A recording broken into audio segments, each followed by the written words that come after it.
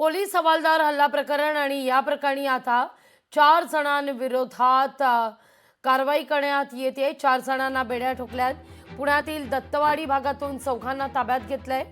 हल्ल्यात पोलीस हवालदार अमोल काटकर जखमी झालेले होते। त्यांच्याजवळ असलेल्या काठीनं चौघांनी मारहाण केलेली होती। मागून एक स्प्लेंडर गाडी आली। स्प्लेंडर गाडी आणि ड्यू गाडीवाल्यांनी पोलीस जो कर्मचारी होता त्याच्याजवळ ते आले। पोलीस कर्मचाऱ्यांनी तेव्हा त्याला सांगितलं की तो पोलीस आहे। त्यांनी काठी वगैरे पण दाखवली की पोलीस कर्मचारी आहे आणि त्यांनी समजवण्याचा प्रयत्न केला की खड्डा वाचवण्याची याच्यात धडक लागलेली आहे, त्याच्यात जाणीवपूर्वक त्यांनी काही मागून धक्का दिलेला नाही आहे।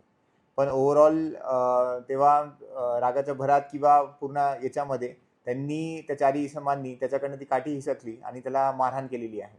त्याच्यानंतर त्याला हॉस्पिटलमध्ये ॲडमिट केलेलं आहे आपण आणि आता त्याची तब्येत व्यवस्थित आहे। थोडेफार इंजुरीज आलेले आहेत। त्याच प्रकारे त्याच्या स्टेटमेंटनुसार एक गुन्हा दाखल करून घेतलेला आहे। लोकशाही मराठी ऐका, पहा, जागरूक रहा।